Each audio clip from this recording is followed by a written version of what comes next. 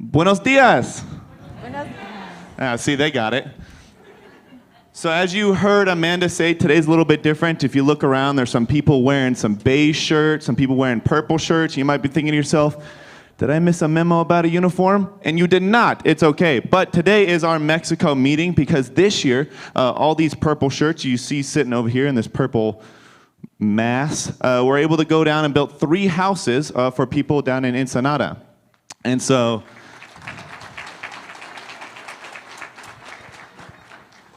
it was amazing that God moved through this team in so many different ways. And in a moment, I'm going to invite them up by the houses so they get to share some of the ways that they saw God moving throughout this week. But before we do that, I wanted to kind of go into this logo that you see on all of our shirts because it says the kingdom and it has Colossians 1:13 here. And that was our theme this week down in Yugo. And Colossians 1:13 says, "For he has rescued us from the dominion of darkness and brought us into the kingdom of the Son he loves." And in a moment, we're going to be able to hear all these different stories where we got to play a part in helping rescue these families from this dominion of darkness. Because before we went down there, 2 of the families didn't have any belongings whatsoever. They had to pay rent to live in somebody else's house, and they had no belongings to call their own. And then another one of the families, they had built a house out of tarps and plywood, and it just wasn't It looked like what we would consider a shed. It was just very small. And so now those families get to live in these houses with beds and a stove and tables and different stuff because of these missionaries that you see here. And it was amazing. And we get to share those stories. But as we begin our talk here, I wanted to just kind of talk the team up a little bit because this week I heard from multiple people down in Yugo from the families saying about how they saw this team show Jesus, not in just how we talked about Jesus and when we were praying, but and how we loved each other and how we loved on the Yugo staff and how we loved on the families there. I know I was on House 1, and there wasn't a moment that I didn't see Jenna Miller without holding one of the kids in her arms or holding them with in the hand, or the paint crew constantly playing with the kids. And actually, we had one of the guys who was volunteering, his name was Alex, pulled me aside, and he's like, man, we see churches every day. During July, they have 2 sessions, so there was 4 churches down this year. He goes, man, it's very rare to see a church just love on the families and just attach themselves to the families in a way that you guys do. And so, good job. Way to show the kingdom.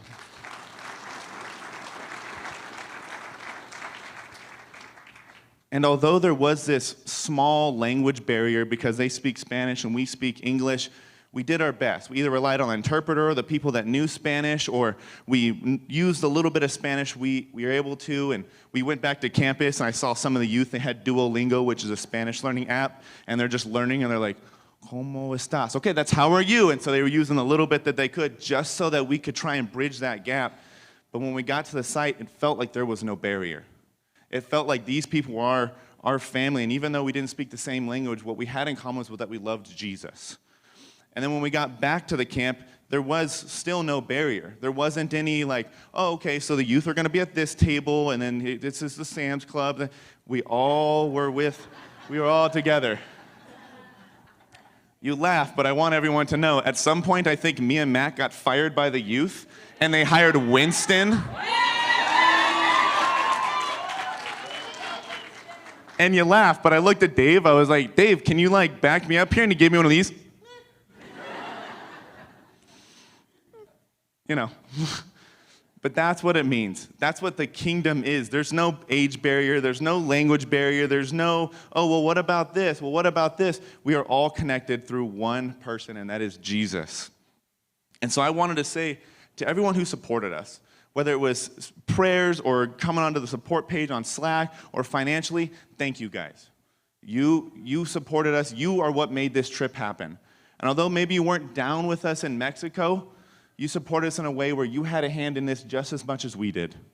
And to the team, thank you guys for being patient with me as I figure out this first trip and being able to lead you guys. And I know it was rocky at times, but thank you guys for your grace, your graciousness, your patience with me. And so I really appreciate that. And so, well, thank you.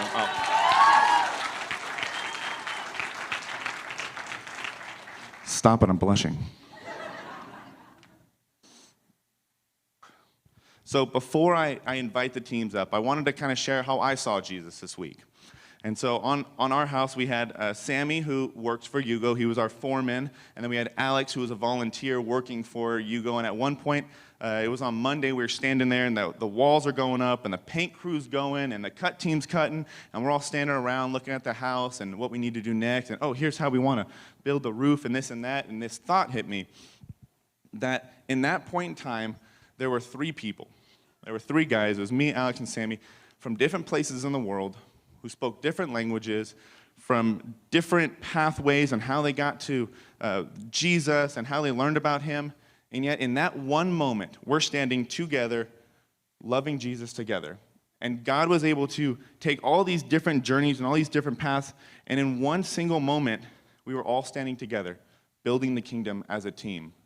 And when we were going to bed that night, I was laying in bed, and I was thinking about my own life and how it applies back here. And I realized I spend a lot of time assuming, oh, the people that God's going to put in my life are the people that are near to me. They're people in this room. They're obviously going to be in the same city. Obviously, they're going to be nearby. And I wasn't looking that God's going to put pieces in my life that I'm not expecting. I take pieces from the church that I assume God's going to put in, and I try and force them into places they might not fit. And God's saying, just wait, I have better things for you. Me, Alex, and Sammy are still connected. I've been talking to Sammy a lot through Facebook, and he's applying for a visa. And I was like, once you get it, you come on up. You have a place to sleep. Same thing with Alex. But in that one moment, God used all of us to be able to glorify the kingdom. Although we were different people, different faith paths, we were all there for one singular purpose, and that was to glorify Jesus. And so what I want to do right now is I want to go ahead and invite House Team 1 up. So come on up here. This is my team.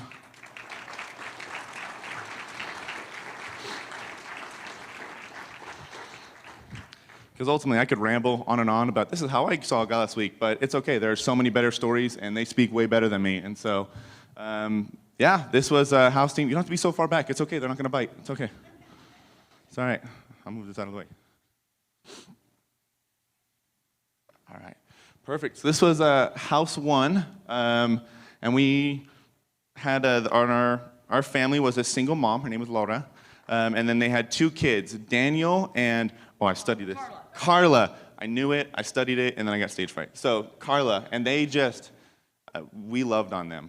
And when we were all standing around, her parents were there, and I mean, all week these girls that you see here were just loving on the family.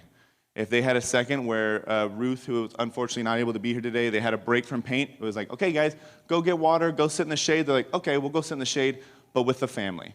Okay, we'll go sit in the shade, but we're going to bring the kids with us. Or, no, we're okay, we're going to go play soccer in the street. And so these young ladies right here loved and loved and loved on the family. And I was really worried that when we were leaving, we were going to have to start prying them away from them, but we didn't. They all smiled, said their goodbyes. But yeah, who would like to share a story first? Okay, all right, perfect. Hi, I'm Abby. This was my 4th year going to Mexico. And for those who don't know me, I love kids. I love playing with kids. I'm a giant kid person. But my God sighting was when I was washing my hands, and one of the kids came over, Carla, and I was like jokingly, like I grabbed like my little handkerchief that were all provided on the first day, and I like sprayed water on her, and then she was like, what is this? And so she then said, can I do it to you? And she was pointing me, and I'm like, yeah, sure. And she sprayed water on me, and eventually the boy Daniel came over, and eventually it just turned into us like throwing water at each other and just having like a refreshingly cool time because it was hot. And so we were just playing, and it was like such like a heartwarming, sweet moment where I got to feel like a child again. And I was playing with them, and it was just such like I felt like God in that moment, just being able to have like a childlike experience with these kids. And they're all like saying, I was like, no más, por favor, no más, like no more, please. And they're like, no, más, like. So yeah, that was a pretty big moment for me. So yeah.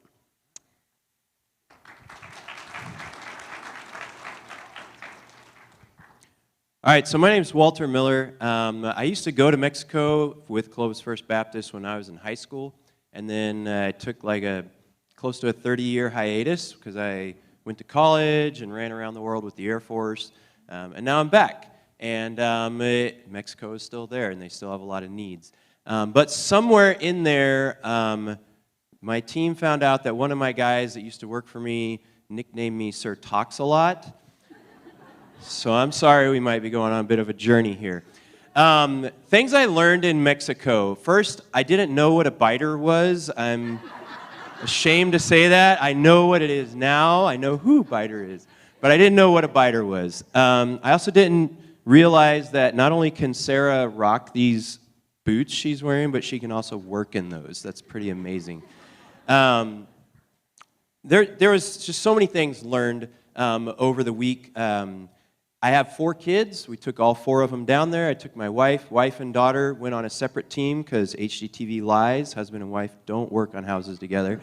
But it was really amazing. But when you have 4 kids, you're always counting them. When you go places, especially another country, you want to make sure you have as many as you brought.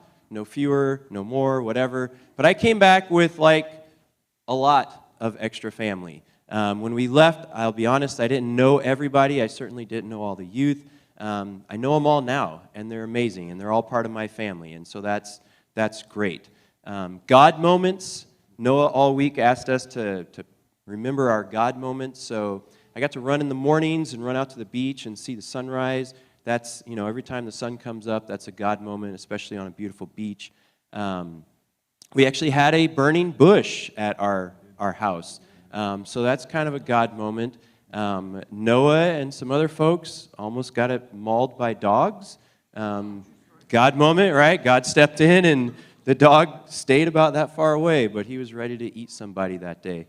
My other big God moment that kind of summed up the whole trip, we did have a translator and interpreter. She was a great gal named Isabella, real pretty young lady. And I didn't tell Dave this, but one day we were talking and we were talking about like who's your favorite or whatever, and she said Dave was her favorite because of all the team, he was the only real man on the team. So, Dave, the man. But lastly, like to close it up, towards the end, so every night, every day, the different staff at Yugo would talk, and they always had amazing messages and whatnot. And one of them, I think the last night, he was talking about we just need to be a vessel. Right? He had an empty pizza box, and he said, all you need to be is the vessel, and God will put all the good stuff in that you need, and he'll give you everything. And he talked about, throughout the Bible, all the different people that God called to do things, and the hesitancy they had. I can't talk. Well, I'll give you somebody who can talk for you. I'm not so sure where the wood will come from. Well, I'll give you the wood to build the boat. All that sort of stuff. God gives you. He just needs you to be the person. So if you've ever thought about this trip or a mission or whatever, and you've thought, well, I wonder if I could do that, maybe next year or whatever, if you're thinking about it, God's already talking to you. You just need to listen a little more. And whether he sends you a bigger tax return that year for a donation or to pay to come or whatever it is, just listen a little more. Because if you thought about it, if you questioned about it, he's already talking to you. So be the vessel and go out there and do something amazing. But thank you guys for this trip.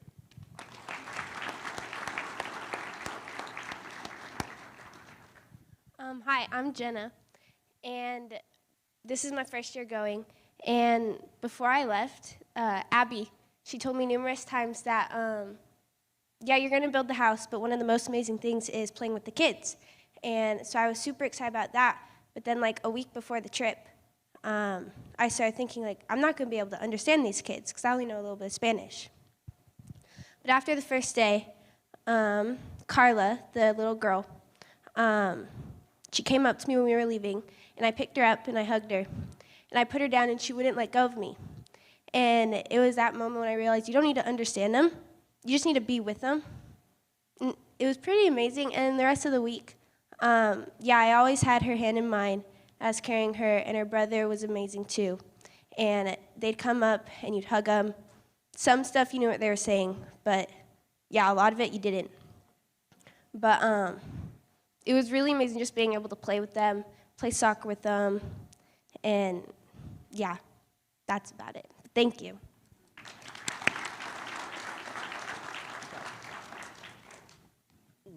Hi, I'm Michelle Korn. I actually, I don't even know, 8 years, 9 years.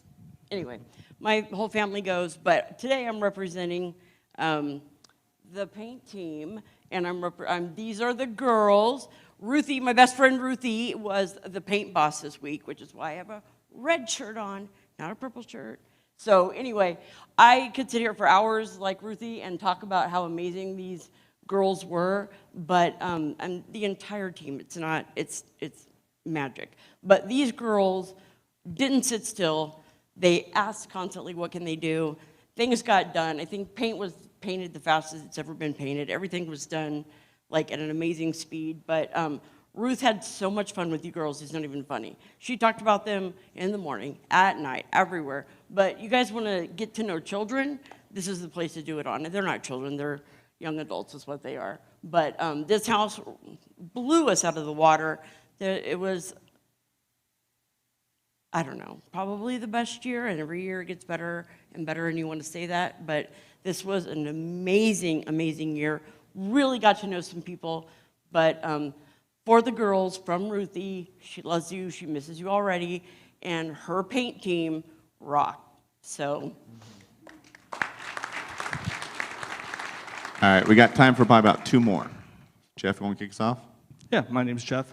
I've gone on this trip, I don't know, 5 or 6 times, and what God really spoke to me on this trip was saying, hey, you know what? There's no real secret sauce or special magic thing that happens in Mexico. Yeah, we build houses, we meet great people, we get to know more folks, people we haven't met before. We get to worship God together in chapel.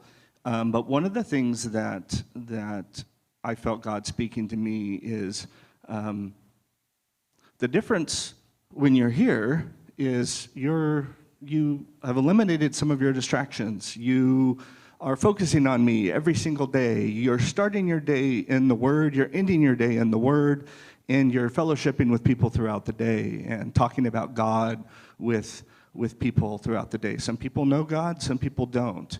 And I think the thing for me that really spoke to it is like, I love going to Mexico and doing things with this team, but I don't need to go to Mexico to do all of those things. So my God sighting really is, coming back, seeing this church family, seeing the support that you have for each other. We love each other. And the challenge that God gave me and the challenge that I feel that He's asked me to put out there is not, hey, go.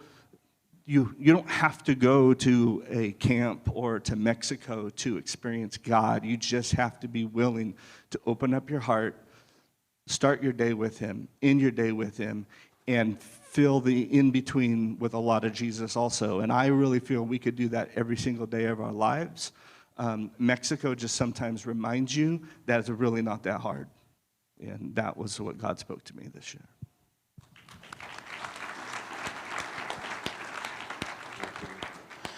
Yeah, I've been on these trips. My name's Dave, by the way, and in case you don't know. Hello. What was? Oh, yes, I touched the wall. That was a joke. Anyway, I've been on a number of these trips, and there's a couple of God sightings for me this week. One of them obviously was the ability for all of us to do church with all 3 families, all 3 houses in one single church, and it was amazing because the whole service was in Spanish. They had a translator, but it didn't change the way we did church. It was just a little bit different language. But I think the big thing that a big God sighting I had was really the last day. We had just finished the key ceremony, the dedication. We'd already got in the house. We'd prayed the whole bit. And then part of the team was starting to load the vans to leave. And some of the team was still at the house saying goodbyes. And the father came out. And if you know the backstory, you probably don't know the backstory of our mom, Laura. She was in an abused relationship. Wasn't a really good situation at all. And her father came out to speak to us specifically And it just showed the power of prayer. Because she'd been abused, a while back, really struggled with her faith, just struggled in life.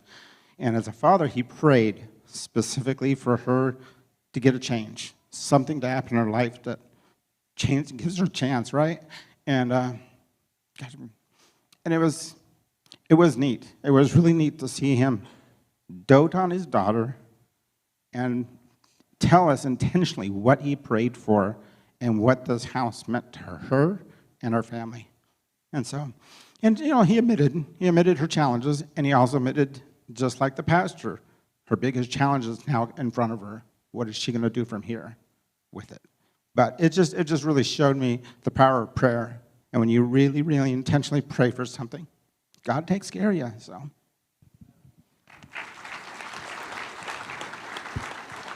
All right. As with all these teams, we could keep going on, but we didn't plan to serve lunch. So please give a round of applause for House 1 as we invite House 2 on up.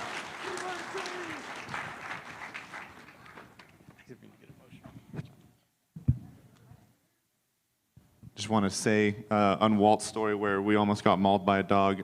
Down in Mexico, there's a lot of strays that just kind of wander around. And it was kind of funny because it was me, Pam, and Connor, and this dog was actually the first dog I've seen with a collar on, and they were walking it with a harness, and I guess he just let go, and so the dog came sprinting around that corner, and it was one of those things, there's a dog running around the corner. Wonder where he's going. He was coming to us, and so he came up, and Pam, came and got behind us, and I mean, it was one of those things you don't realize God is in the moment until afterwards, because the dog came up, but he never really got close to us. I mean, he stayed, it was scary, don't get me wrong. It was terrifying. But he never came up, at no point I was like, oh, this dog's gonna rip my leg off. And the kid came running around the corner, grabbed it, and it's the first time it's ever happened, but like Walt said, it's one of those things you don't realize God's in the moment when you see that dog coming full sprint and then stops 5 feet away from you. You're like, okay. So anyways, I want to take it away. So this is our house 2. Jason was one of the leads, and so I'm going to give him the mic so I can stop talking. Thanks, Noah.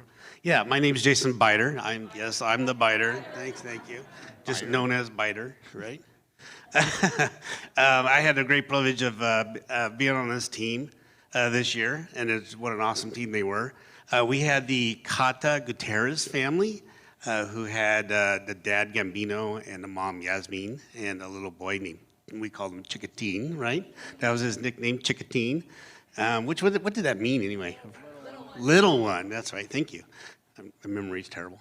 Anyway, so I'm going to give the mic over to these folks, because they had some great stories, but I just saw the great teamwork. We've heard it before with this team, looking after each other. I think everybody, I didn't have to lead anything. These guys did it all. They were on the roof. They were putting up sheetrock. They were painting. You name it, they did it. And that's how I saw God this year. And so it's pretty awesome. So, anybody else? As I stand up here, I think of a lot, but I want to go over the love of what I was shown this year. I got sick about midweek, and just a bunch of people came up to me and was like, "Hey, I'm praying for you. I hope you feel better.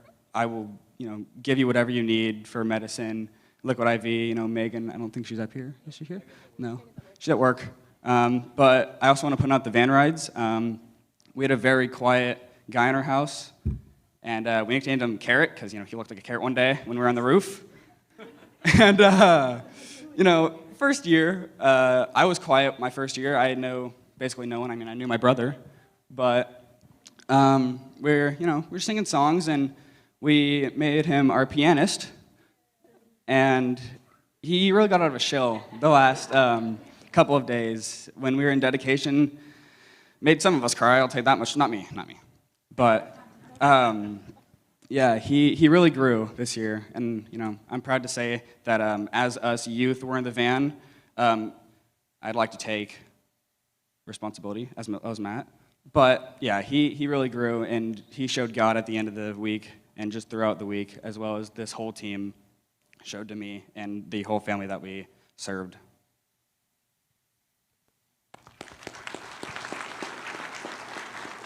Yeah, one more thing about Carrot right here. Noah mentioned earlier how we were fired, and they hired Winston. The other youth leader that they hired is Carrot.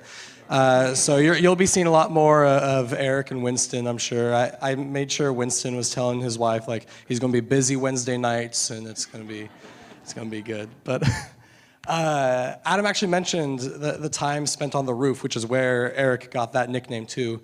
So Eric and I were up there with all 4 youth here. Wave everybody, yeah, just so in case they can't tell.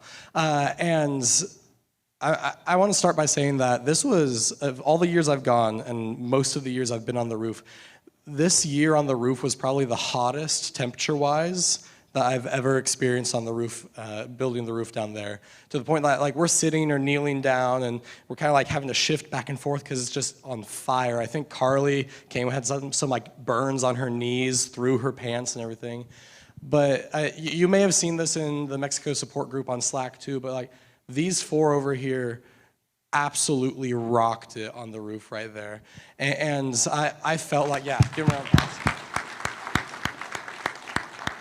And I got the opportunity to be like a mini foreman because they might make fun of it. I was like walking around just like, yeah, that looks good. Yeah.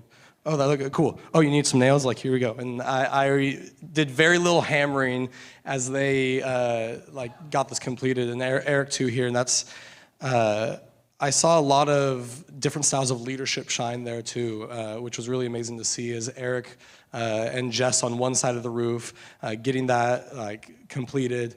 And then my boy Adam over here, as we get to the ridge line of the roof, and I get us started and they're putting it together, and then he looks at me, he's like, why aren't we doing it this way? I was like, oh, I've never done it that way. But I mean, yeah, we can do it that way. And Adam ends up leading and finishing that ridge line, and he has me cut out a cross from one of the shingles to put at the peak of the roof there too, which is something I had never done on a Mexico house. But it was just an awesome way to kind of invite God into this house that we're building and invite kind of his blessing onto this rooftop too. And so I just want to applaud the work that was done up there and the leadership that all of these youth showed in getting that done. It was really awesome to see.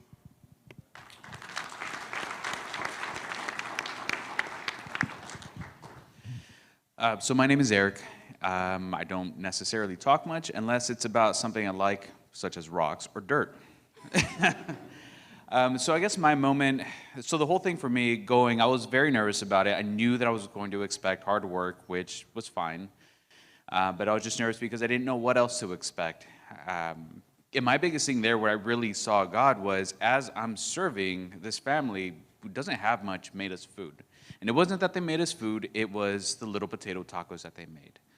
Because as I'm serving, and I told the family, I was anxious about coming out here and having to work in the heat just because it makes me anxious. As they're doing that, they made me a small dish that my mom would make me. And as I was serving them, they were serving me in the little that they had. And it wasn't about them having to do this crazy elaborate thing to serve me. It was, they're serving us food with the little that they had. And that for me was so amazing. And that was just the way that I was able to see it. It's as you serve, people will always do their best to try to help you, even if it's with something small. And yeah, also getting to see the youth sing Bohemian Rhapsody 700,000 times. Oh, it was so much. Yeah, and also learn how to play the piano. Yeah. Awesome. All right, we got time for a few more. All right. Hi, I'm Carly. This is my 4th year going. My God signing this week was more, not on the work site, but on campus. There was one day, I think it was Tuesday, when we, like a whole group of us just came back to campus, and we all just started making like bracelets, like friendship bracelets almost. There's like a bunch of us have them on. But it was one of those things where like, it was a long day of work, a long day of just in the heat. Everyone's tired and exhausted, but there's like a group of us from like Gabby, who's like I think the youngest one that went, to like a lot of like the older adults, and we all came down and just sat down at a table for like 2 hours just listening to worship music and having just like conversations and making bracelets with one another, just being like a big family. And like for me, I know there's a lot of people who I probably normally wouldn't talk to unless it was down there, and probably wouldn't find anything in common with, let alone make a cute little friendship bracelet. And it was just one of those things where it was really eye-opening to see like everyone being down there and just having conversations and just connecting, listening to music, and just having fun in a place where you wouldn't really see like normally. And the fact that God just put us all there and had us all there together, and just being a big family was really, really like amazing to see.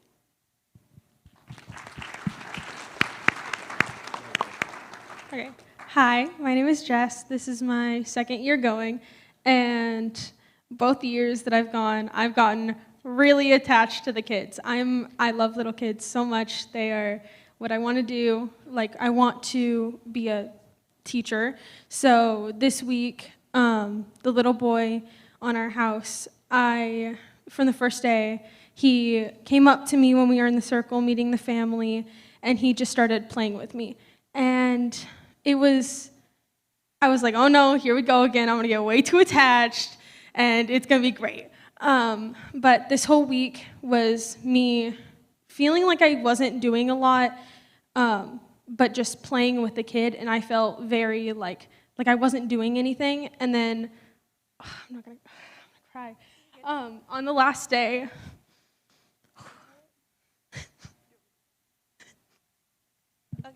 On the last day, our father, was it Gabino, sorry. He pulled her aside while we were in the house, and he was just, through a translator, was telling her, like, thank you for being with my son, and thank you for, like, playing with him, and just, like, really, like, thanking her for connecting with Sebastian the whole week. And, yeah, I was behind her, and she was just, Gavina was just talking to her and, like, thanking her for being with the kid, and, like, kind of helping her realize that, like, no, you were doing a lot. Like, you were playing with the kids. Like, you did so much with him. So, yeah. You're welcome.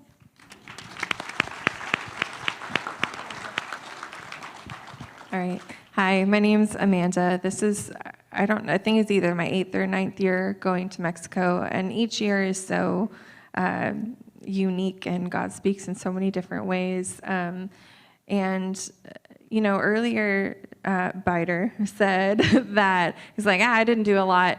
It's just all them. We just worked. But it's not true at all.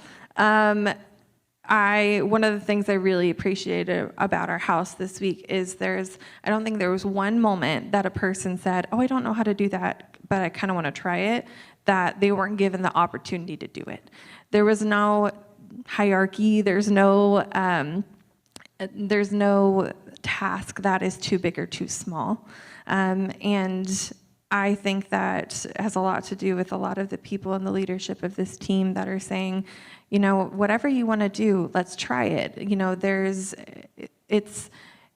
There's no like hovering. It's, oh yeah, no, I trust you to do this. I trust you to accomplish this. I trust you to try this. And so if you feel like, building a home is way out of the spectrum of your capacity, that's just not true.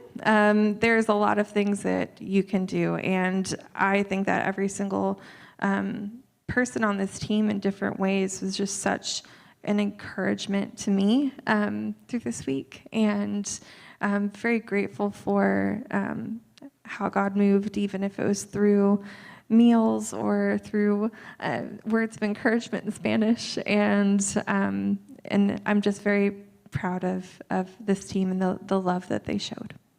That's it. All right. Well, I'm going to cut it short there because we have one final house that needs to come up, share some stories. So round of applause for house 2. And then continue that applause for house 3. Come on up. Hey, I'll take that mic. Thank you. Perfect. So this was one of our bigger houses. We're missing a few people today, but it's okay. But I'll have Tim come over, and he can share a little bit about his team. Yeah, just don't look into the lights. Don't look in the lights. Is Yeah. that what it is? Okay. Good morning. My name is Tim Hunter, and we were house 3. And actually, there are a few people missing here. And so our family was, I don't remember their last name, maybe somebody could remind me, but, okay. Avalos? Okay. But the father was Fidel, the mother was Yuri.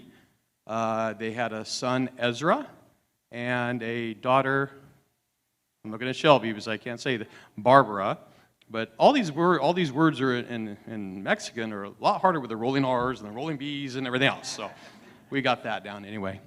And so we had a great week. Our area that we went to was actually a very nice area, but sometimes, I don't know, what is this, my 6th or 7th time of going on this trip. And sometimes you're climbing mountains to put things up. And sometimes, the heat's really bad, that sort of thing. But we had a very nice setup.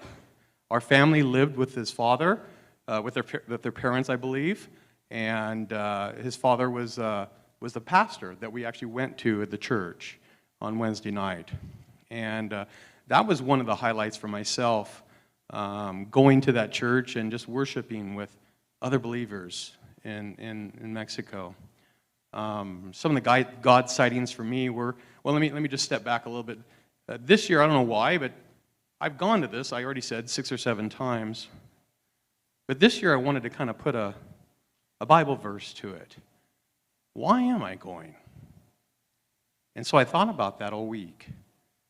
And the verse that came up to me, and I'm not going to be able to say it verbatim, but most of you know it. It's Matthew 7:12. And it's called the Golden Rule. And it's do unto others what you want them to do unto you. And when you drive through Mexico and you see the shacks, you see the pallets, cardboard, just you see the way people are living, and to be able to bring them just a slight bit of joy, and now they have a house. Sure, it's not a 1,500 square foot house with 3 bedrooms and 5 baths, or you were wrong way, 5 bedrooms, 3 baths, but we're giving them shelter. Another God moment for myself was, I was looking at our family, and I had opportunity many times to work slightly, but the father had, I believe, a back problem. I can relate to that, but a back problem. And so we worked a little bit back and forth, and like some of the other people were saying earlier, you don't need to speak Spanish. You don't need to speak the language. It's kind of the language of love. And so he and I were just talking and doing things, sharing tools. I'd tell him what the name was. He'd tell me the name, and we just go back and forth and work. And you connect. And guys, maybe gals too, but guys connect when we're working together. And the fellowship. So going back to another God moment for me was, I'm going to see that family in eternity sometime. I might not see them now on the earth anymore, but I'm going to see them in eternity. And I hope that somehow or another that we were able to help them in some way. And kind of going back to the golden rule thing is, I kind of hope that, and I've been in some situations where I'm not doing so good, whatever the situation may be, that others would do that to me. So. All right. Anybody? Oh, come on. Well, when I go down, Rachel, my daughter, she's very gracious and supportive of me, and she writes me these little notes each day, and they have a scripture verse on it, and I pull them out of my little backpack while we're driving to the site. And one road was especially bumpy, and I'm trying to read it without my glasses, and this bumping up and down, okay? So what I read really wasn't what it said, but anyway, I thought I'd read you that verse and then tell you what I heard, or what I saw. And it says, this is Paul talking to the Corinthians. He says, I planted, Apollos watered, but God gave the growth. And I painted, and Apollos built. I don't know how it got built out of water, but God gave the growth. And the more I thought about it, I was thinking about the home and how it came about, and how many of us have never done some of the things that we did. And I saw, Sandy painted, and Tim hammered, but God gave the growth. And so neither he who paints nor he who hammers is anything, but only God who gives the growth. God built that house. We came together, and, Abby was on the roof teaching Annie how to roof, and that was really awesome. And Shelby learned to cut, and and then Tim says, "Hey, Shelby, you want a hamburger?" And she's like, "Yes," and she ran in there, and it was just so fun to watch each of us grow as the house grew. The family was fantastic, and they fed us like 3 days out of the 4, and it was delicious, and it was generous, and we all grew together, and like Tim said, we will one day be with them for eternity, as they were all believers, and that is just phenomenal. So he who paints and he who hammers are one, and that's what we were, and I think that's God's design for us every day. And I pray that impact that had on me won't fade.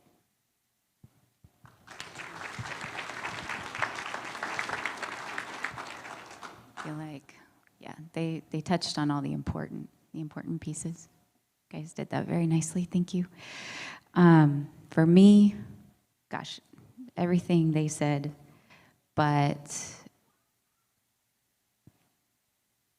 I was really nervous because we did go with little kids. Everybody we went with loved on them, but also like every day we got to the site, and Fidel's mom, the gentleman that Tim was talking about, she grabbed him, and she grabbed her, and she kissed her forehead and said, Gabby, Gabby, So it was just, people are people, like they needed help. We all do, It was just nice to be there, serving, listening to our hearts, working together, seeing all of that, everything they said. So it was an amazing time. Thank you.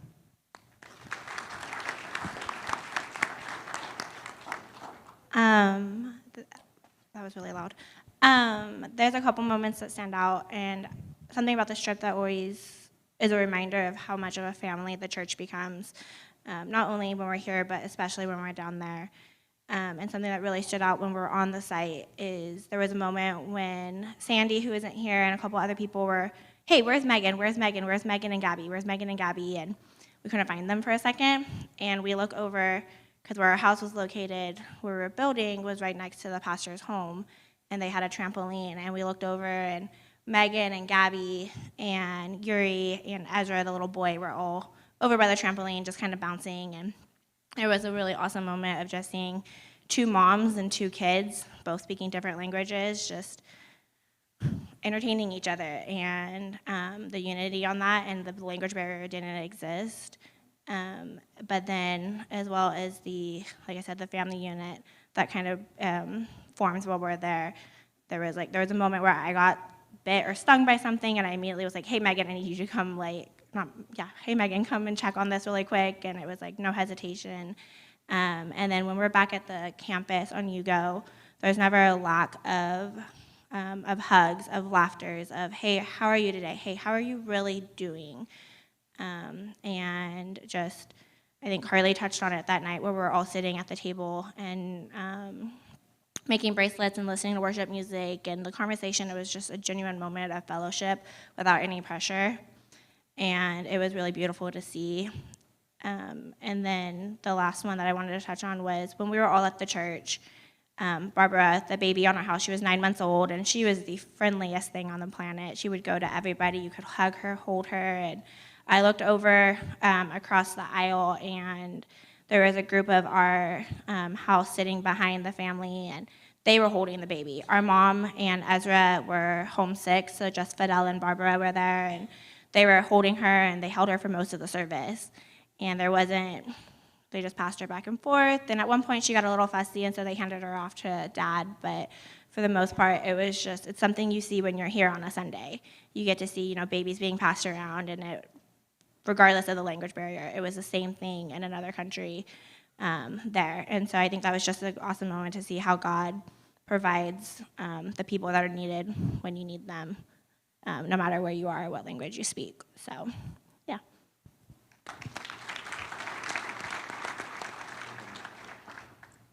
My name is Ed DeWitt. This is my first year going, but my daughter started going about 15, 16 years ago, and I always felt like God was calling me to go, but there was always an excuse. And so just this year came along, and I ran out of excuses. So I decided to go, and it was wonderful.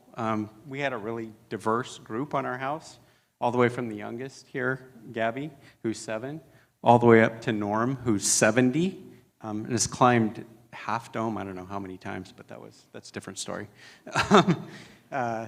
But it was really wonderful to have this group of people, and I really especially appreciate these 2 young ladies down here who are translating for us the whole week, and it just moved my heart to hear them translate for us in Spanish, and it just made things easier. Another thing, I have 2 grandchildren, and the family in our house, the 2 children are the same age as my grandchildren. That was really special. And I think, like, everybody, like she said, the baby Barbara was so friendly, and she let everybody hold her. Even me and Nate got to hold her one day.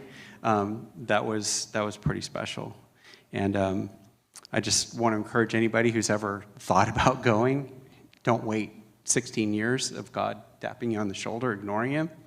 Go, because you will be more than blessed by everything. And it was just like the work, it's hard, but it doesn't seem hard when you're doing it because everybody's working together. I didn't really want to go up on the roof, but when time came, I was the one that was there going up on the roof. And like somebody earlier said, it was really hot up there. But all these young people came up there, and I was actually looking forward to doing it again the second day and finishing it out, but there were so many people interested in doing it that I just backed off and let them do it. And it's just, you have so much fellowship when you get back to camp. It's just like God is everywhere. And like Tim, I was super blessed and moved by going to the church down there on Wednesday night and worshiping in Spanish.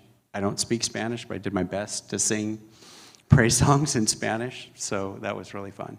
Thank you.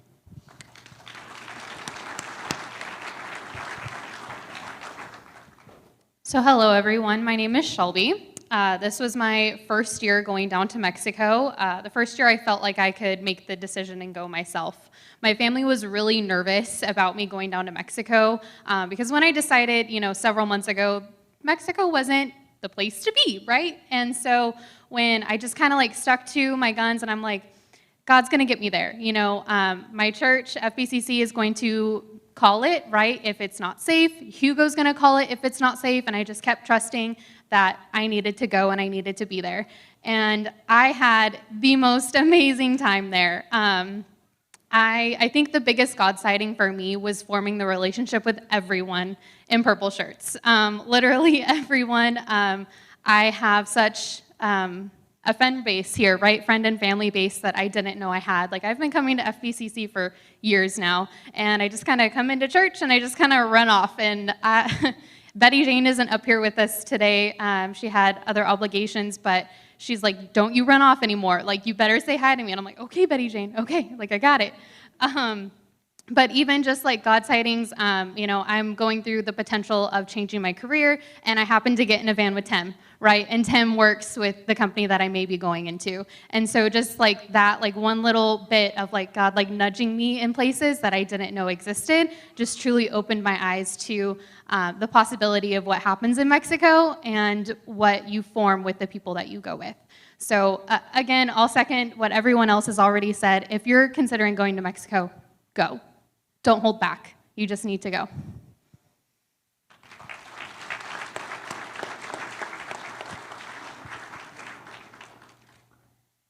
I'm going to say something else because even myself included, when you meet as groups, when we're going through our training, if you want to call it here on campus, everybody comes and we don't know each other. And I knew some people, I didn't know very many. But we all come with this kind of intimidation, apprehension, because we're all like, can I even do this? Am I skilled? Do I have the abilities to do this? Including myself, and I think there's other people that are the same way. But I will tell you that working together, and we had a great group, working together, and everybody had the right attitude of just doing whatever they wanted to do, and I even tried to encourage other people to hammer, get on the roof, Annie, and stuff like that. But she wanted to, really, it'd be really bad. It's like, you have to get up there and do it, Annie, And so anyway, just working together like that. And I was going to say one more thing. And every year I've gone, this has happened. And that is, we all know what fellowship is. And I think there's different levels of that. And when you're, every year in Mexico, we get to know each other really well. The walls come down. We talk about stupid things. We talk about great things. Talk about God things. But the fellowship happens, I think. And we get to know each other. I got to know Brad a lot better, and Ed, and everybody. And I think everybody could say the same thing. And so if you're ever inclined to possibly go to this, I would say do it. Take that risk and let God work through you and in you to help others.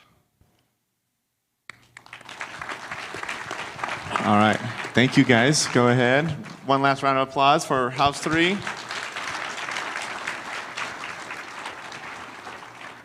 Yeah, I just wanted to touch on something that Tim was finishing up there. If you have thought about this trip and you're like, oh, but no, I don't know how to swing a hammer. Oh, I don't know how to run a chop saw. All I can do is paint. All I can do is fill in the blank. That's okay. What we ask is kind of what Walt was saying, that you say, okay, God, I'll be the vessel. I will step out in my faith. I'm going to trust you. I don't know how to do all that stuff, but it's okay. What I know is that I love you, and I'm going to put my faith in you, and I'm going to go to another country where I don't speak their language, where I don't really know anyone, where I don't recognize the surroundings about me, but I'm going to trust in you so you can do your will through me. And if you're like, you know what, I've heard all these stories, and that's great, but Noah, I just don't think that's where God's calling me. That's okay, because we know that God's work isn't accomplished in a week. And we know that there's just as much work to be done here as there is everywhere else in the world. And so if you're like, hey, that's just not for me, that's okay.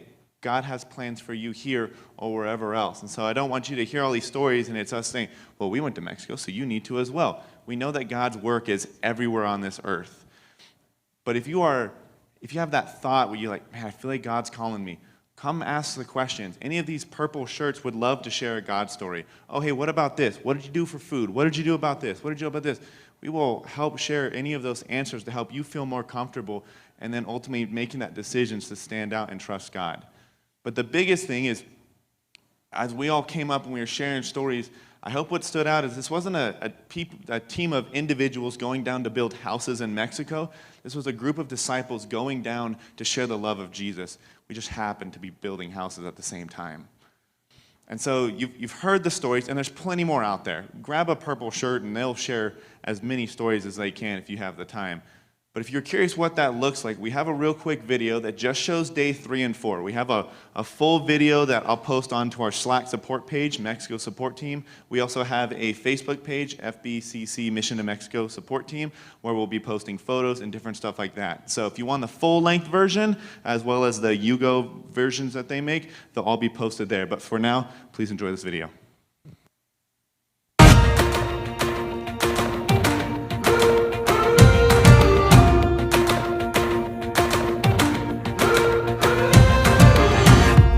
When my heart is cold, you're the heat for my weary soul. You're the good in all I know. In the mirror, all that I see is your grace looking back at me. I'm not the man that I used to be. You're the song rising from my heart. Everything comes alive. Everything comes alive.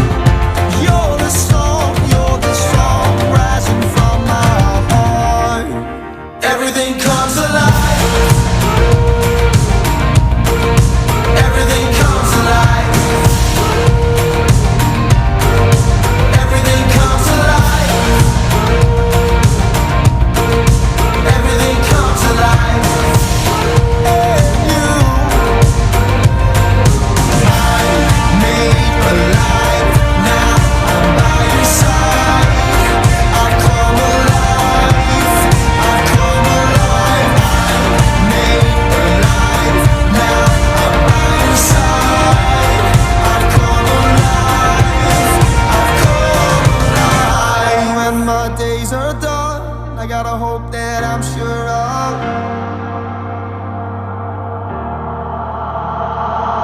I'll be with you in heavenly places. I'll be with you in heavenly places.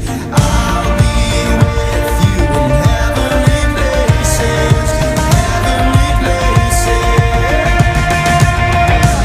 My heart is beating to the rhythm of your love. My feet are running ever faster to your grace. My heart is beating to the rhythm of your love. My feet are running ever faster to your everything comes alive. I'll be with you in heavenly places. Comes alive. I'll be with you in heavenly places. Comes alive. I'll be with you in heavenly places. Comes alive. Heavenly places. Everything comes alive.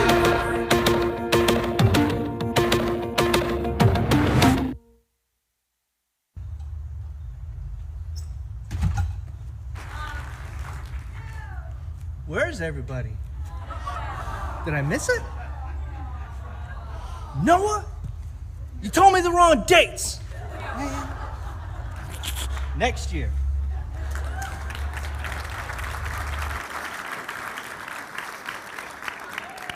He's always got to show his face, doesn't he? Nick's watching live. Hey, buddy. It's good to see you. Not only there, not there. Can we give it up one more time for the Mexico team?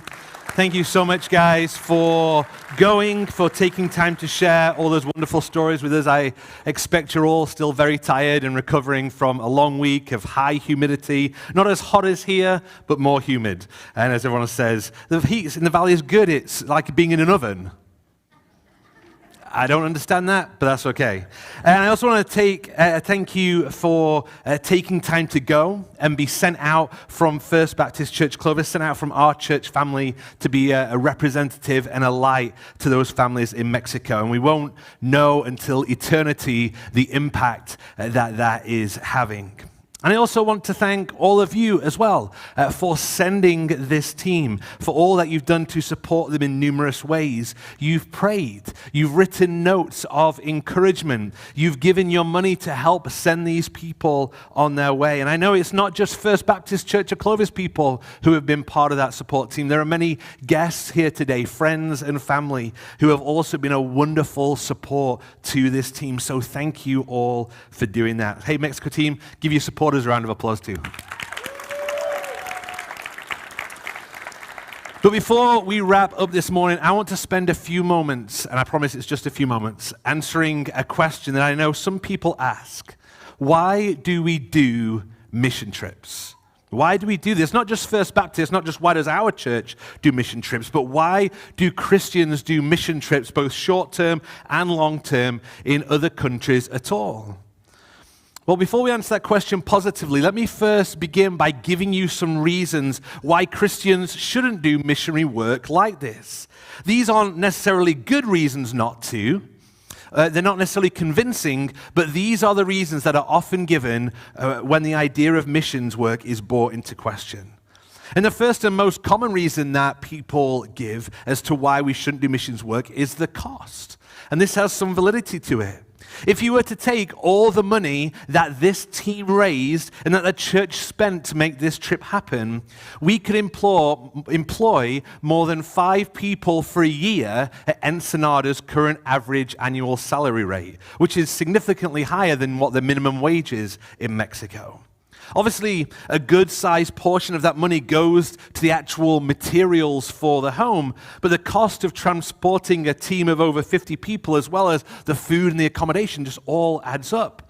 And that's just getting people to Mexico, which for us is only a day of driving away. If you need to travel by plane, whether from further away to Mexico or travel by plane to other places, the cost increases significantly. Secondly, there's a risk to doing missions work, whether that's from dogs trying to attack Noah or from other things. There's risks involved in traveling, depending on the country. There may be some security risks, something that we keep a close eye on each year before going ahead and approving the Mexico trip, though Ensenada is one of the safest places to go in Mexico. And depending on where you go in the world on these mission trips, there can also be health risks from foreign diseases. For example, if you're to go on a mission trip to Africa, there is a vaccine regimen to go through before you're allowed to travel. And a third reason not to do missionary work is that locals are often better at doing the work than foreigners. I know during my trips to Mexico, I found it really hard to relate to any of the families we were working with because I didn't speak the language, nor did I understand the culture. Yes, we can build a house and we can be loving and kind and playful with the kids, but it's almost impossible for us to actively share the gospel with them. Even missionaries who learn the language and strive to learn the culture can find it hard to do missions work compared to locals who know the culture and can speak the language and more easily relate to the people. And maybe you've thought of one of these reasons before, or maybe you've had discussions along these lines with other people. And some of these reasons could ultimately be convincing for us to stop doing mission work in other countries altogether. But that's only if we ignore the reasons that we're given to actually go and do missions work. And the first of these reasons is that it's the command that Jesus gives us.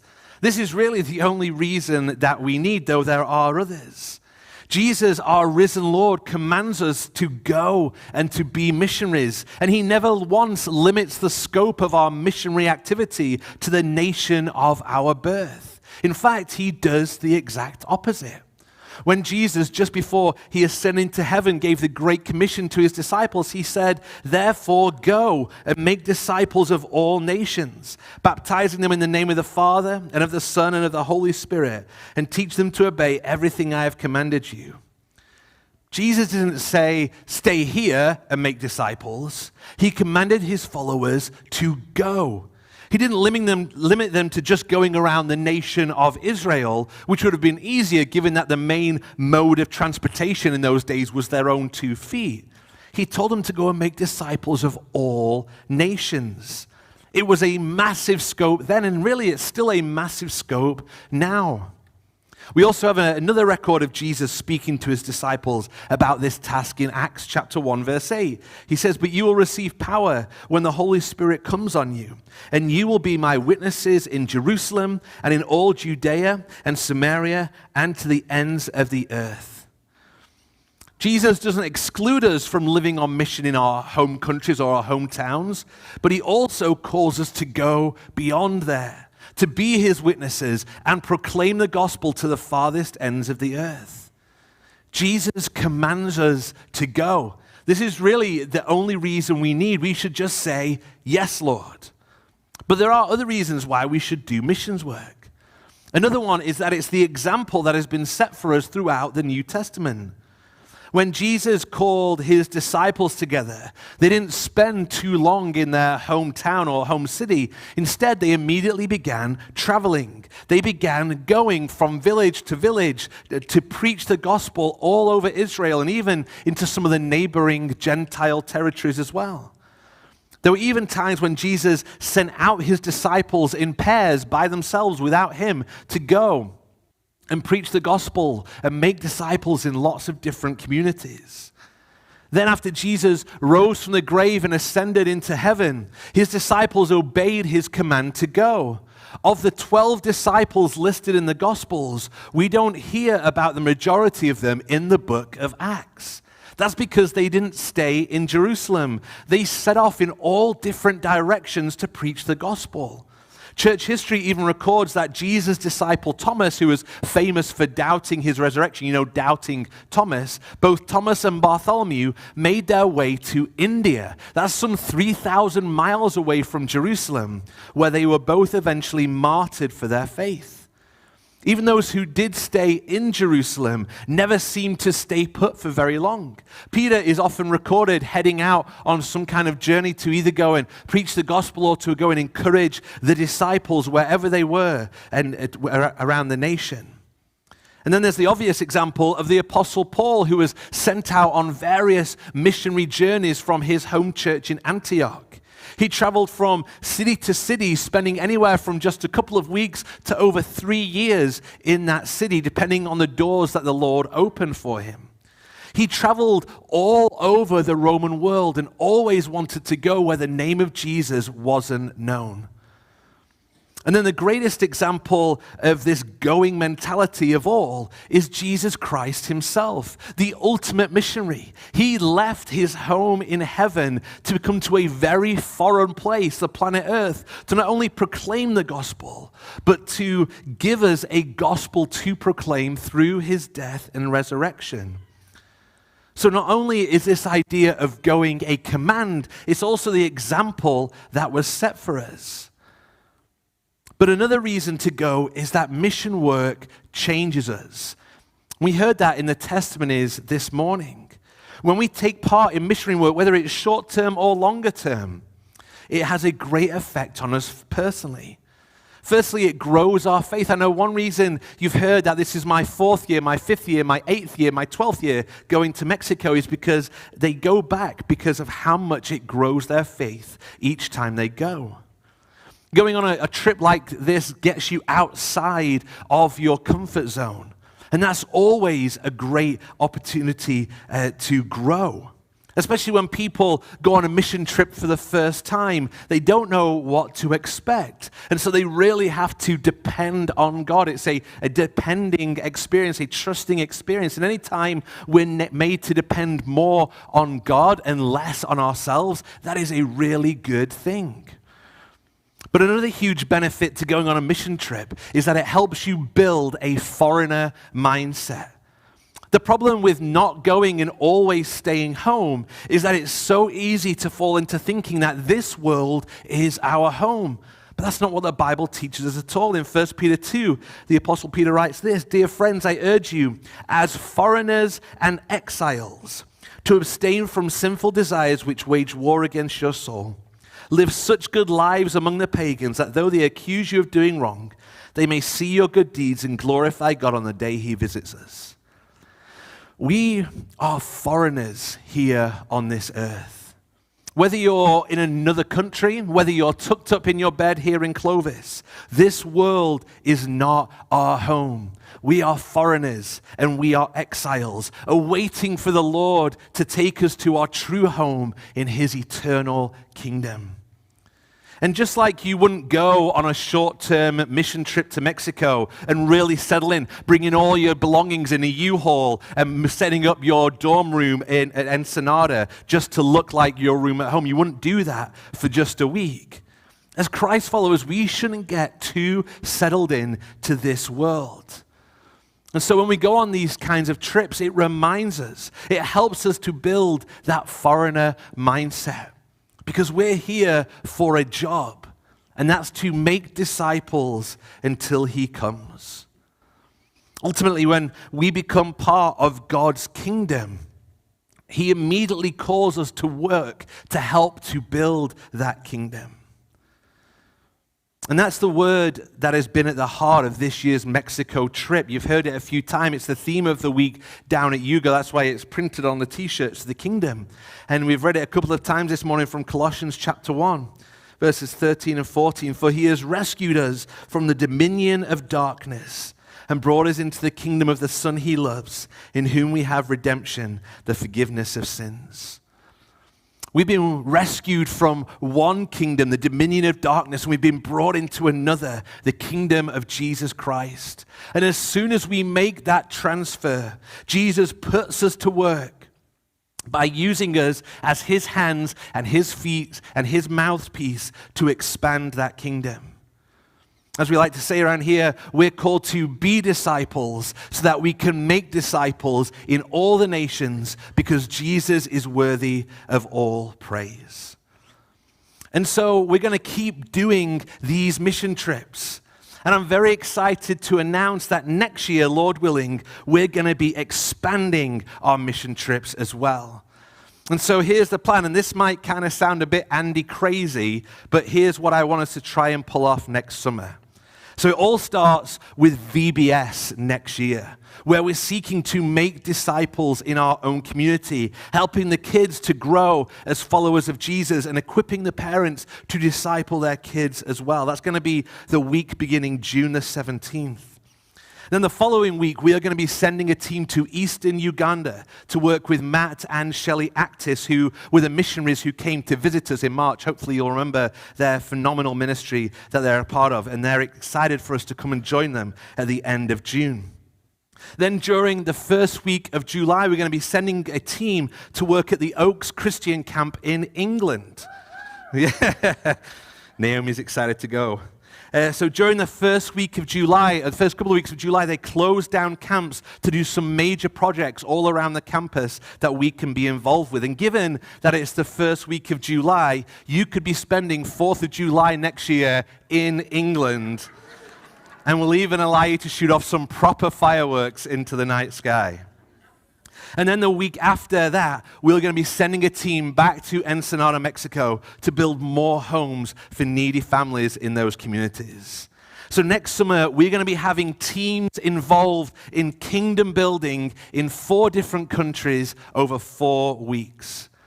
Now, we don't have all the details worked out for all those, and the dates are all subject to change, but Lord willing, that is our goal, and I am very excited by it, and I hope you are too. And so I encourage you to begin praying about how you can be involved next summer. Which one of these 4 kingdom building opportunities do you want to be involved in? How could you be involved in the work of making disciples of all nations?